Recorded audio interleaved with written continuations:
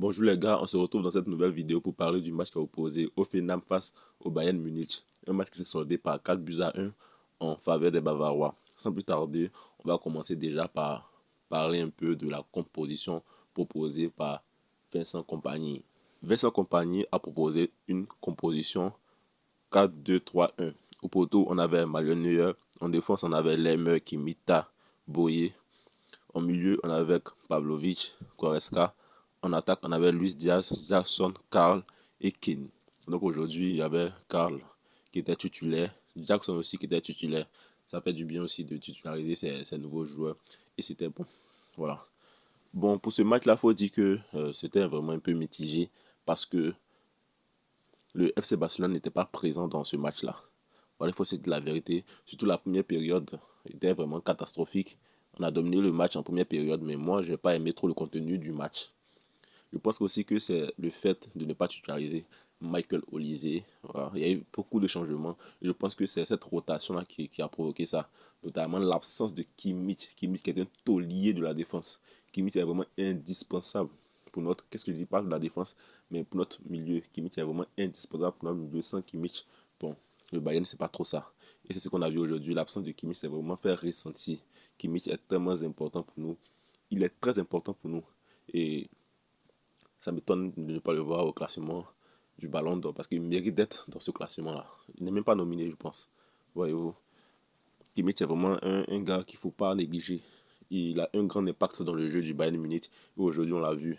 Kimmich sans le Bayern Munich, c'est vraiment dangereux. Donc, voyons maintenant les statistiques de la première mi-temps. En première mi-temps, on a eu 62% de possession de balle contre 38% de possession de balle pour Offenheim. On a eu 5 tirs, dont 4 cadrés. Offenheim avait eu 9 tirs, 3 cadrés. Donc on voit ici que Offenheim avait plus d'offense, il tirait plus au but, mais ils ont cadré 3, nous on a cadré 4. Donc ça veut dire qu'il y avait un seul tir seulement qui n'était pas cadré chez nous. Mais pour moi, je n'ai pas aimé la première mi-temps et je reste sur ma position. Ensuite, en deuxième mi-temps, on a eu 63% de possession de balle pour le Bayern Munich contre 37% de possession de balle pour Offenheim. Donc ici, bon, la deuxième mi-temps était un peu plus importante, plus intéressante. Voilà, avec notamment l'entrée de Olise même qui est entré et qui a provoqué un penalty. Voilà, donc tu vois, on a vu ici que l'entrée de Olise, de comment on appelle ça, Kimmich, a changé le jeu. Voilà. Donc en deuxième mi-temps ici, on a eu 13 tirs, dont 6 cadrés, 3 tirs pour Effenheim et un cadré. Ici, on voit bien que le Bayern a eu plus de tirs, 13 et 6 cadrés. C'est vraiment bien. Parce qu'en deuxième mi-temps, on a marqué 3 buts, je pense bien, avec des buts de Gnabry et comment il s'appelle, Keane. Mais on va revenir aussi de ces différents buts-là, de Olise, Keane, tout ça, on va parler de ça, plutôt qu'à Olise, Gnabry et Keane, on va parler de leur but-là. Le point négatif de ce match, c'est qu'on a encaissé un but, bon, pas un but en tant que tel, un but qui était vraiment contre notre volonté, parce que c'est Kimmich qui se marque, il a tiré le coup franc, Kimmich a voulu dévier, c'est rentré dans le but, donc pour moi, c'est vrai que c'est un côté négatif, mais c'est pas de notre faute, c'était indépendant de notre volonté, donc je ne vais pas trop parler de ça. Mais ce qui concerne l'autre point négatif, c'est que la rotation choses, de compagnie n'a pas été bonne. Parce que c'est vrai qu'on critiquait beaucoup compagnie, on disait que mais il faut qu'il faille des rotations, il faut qu'il change un peu. Mais quand il a fait ça aujourd'hui, on a vu que c'était pas trop bon. Maintenant, j'espère que vous allez vous gérer par rapport au fait de demander à la compagnie de faire des rotations. Parce qu'aujourd'hui, il a écouté le public et il a fait une rotation et ça n'a pas marché. Donc, j'espère que vous serez un peu réticent par rapport au fait de lui demander de faire des rotations. Et puis aussi, le coin négatif, j'ai déjà parlé de ça, c'est que la première mi-temps n'était pas bonne. Je n'ai pas vraiment aimé cette première mi-temps. Cette première mi-temps était vraiment bâclée, désordonnée, sans... Tu vois, j'ai pas... En tout cas, dans l'ensemble de la première mi-temps, je n'ai pas apprécié. Mais en deuxième mi-temps, c'était un peu plus parfait. Maintenant, ce qui concerne les côtés positifs du match, c'est bien vrai, on a gagné 4 buts à 1, la victoire, 3 points.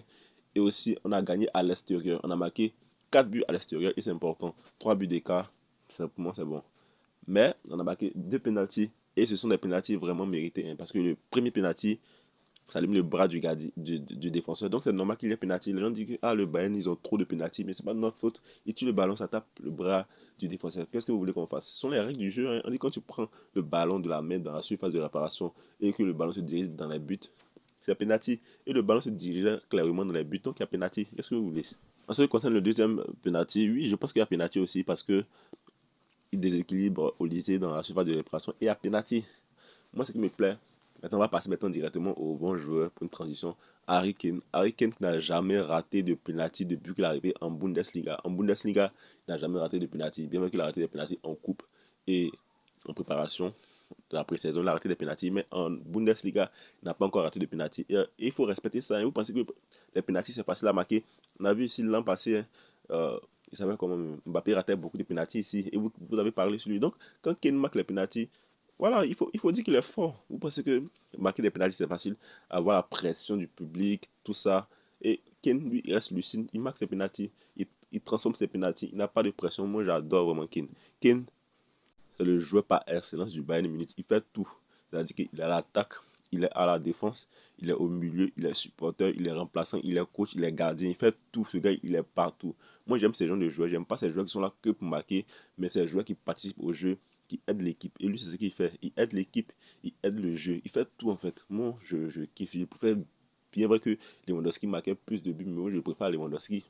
Parce que lui, il participe là un plus. C'est comme si on joue à 12 parce qu'il joue d'autres rôles, il n'est pas tous le terrain. On avait Lewandowski. Lewandowski, c'était un buteur.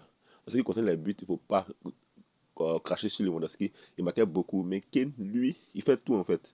C'est comme si on a Lewandowski et on a un plus encore. Donc moi, je kiffe ça. Je kiffe beaucoup ce qu'il fait. Et encore, Serge Gnabry. Serge Gnabry, c'est mon gars. Chapeau à toi. En tout cas, moi, j'étais beaucoup critiqué. Voilà, je vais pas mentir, j'étais beaucoup critiqué. Mais actuellement, ce que tu prouves, ce que tu montres, c'est vraiment incroyable. Un but, vraiment, c'était pas facile de marquer ce but-là. Hein. Regardez-vous, mais ce but. Les gens pensaient que bon, c'était un peu facile de marquer ce but, mais c'est pas facile de marquer ce genre de but. Et il a tiré, il a frappé, il a marqué. En tout cas, bravo à toi. Moi, je te donne beaucoup de respect. Tu es bon. Voilà, tu es bon, tu es mon gars. Maintenant, tu es devenu à nouveau mon gars. Mon gars, Gnabry, il m'excuse beaucoup pour tout ce que je t'ai dit, mais c'était bien aujourd'hui. Aujourd'hui aussi, Gnabry, je pense qu'il a retrouvé un peu à peu son niveau, sa forme, tout ce qu'on espérait de lui. Et j'espère que il va rester comme ça, dans cette constance-là, et faire plus en plus. Après, j'aimerais aussi parler comment il s'appelle, Luis Diaz. Luis Diaz, moi, bon, c'est vrai que le gars, il est mieux que Sané, et je vais jamais cesser de le dire, il est mieux que Sané, mais il rate aussi un peu quand même, hein. Il rate beaucoup. Il y a des passes de choses. Kane qui l'a raté. Bon, tu vois, c'est vrai qu'il est mieux par rapport à Sané, mais il rate beaucoup. Il pense qu'il doit travailler aussi sa finition. Mhm. Parce que ça commence à trop faire. Hein. Ça commence à trop faire. Je suis vraiment un peu embêté par ces ratés là. Ces ratés vraiment à la con là. Et, voilà, donc quand essaie de se revoir, parce que moi ça commence à m'énerver. Vraiment. Il y a Nicolas Jackson. Nicolas Jackson, bon, ce n'était pas un match extraordinaire, mais c'était pas aussi un match dégueulasse. Il était un peu normalement, en tout cas. Je n'ai pas envie de trop parler sur lui parce qu'il vient d'arriver. Il faut laisser un peu de temps d'adaptation. Et c'était sa première titularisation. C'était sa première titularisation. On n'attendait pas à ce qu'il marque 16 buts. Voilà, donc il faut être un peu indulgent par rapport à lui. Il faut essayer de laisser un peu de temps et je pense qu'il pourra prouver, il pourra faire de belles choses au Bayern Munich. J'aimerais aussi rebondir en même temps sur les statistiques de Kane au Bayern Munich. C'est vraiment affolant. Il a joué 103 matchs. 103 matchs avec le Bayern. 98 buts en 103 matchs. C'est-à-dire que là, il marque au moins. Ça veut dire qu'il marque un peu au moins un but par match. Hein. Même si c'est vrai que c'est 0, beaucoup, beaucoup. Mais c'est comme s'il marque au moins un but par match. 98 matchs, 98 buts en 103 matchs, c'est vraiment bon. Et 29 passes décisives. Ça veut dire qu'il participe à 127 buts passes. Quand on fait l'addition des buts et passe avec 127 en 103 matchs, ça veut dire que il est décisif à tous les matchs, plus de 2 fois même, on peut dire. Voilà, donc Harry Kane, vraiment, c'est incroyable. C'est vraiment incroyable ce qu'il fait. Actuellement, il a 8 buts en 4 matchs en championnat et 2 ou 3 passes. Tu vois, pour un attaquant, il y a déjà 3 passes qui a 8 buts. C'est vraiment incroyable. Hein. Et en plus, toute compétition confondue, là, il a 14 buts en 9 matchs, 3 passes décisives. Vous voyez ce qu'il fait, Kane? C'est pas petit, hein? On a beaucoup tendance à sous-estimer ce qu'il fait, mais c'est incroyable. Kane, ce sont les trophées qui lui manquaient. Sinon, à part ça, il est tellement fort, ce gars. Il est fort. Il est complet. Moi, c'est un joueur complet. Et si vous voyez ses passes, regardez un peu les matchs de Kane, regardez un peu ses passes, cette transition. Il est trop intelligent dans le jeu. Merci beaucoup à tous. C'était tout pour cette vidéo. On se retrouvera dans une autre vidéo pour parler d'un autre match. Salut!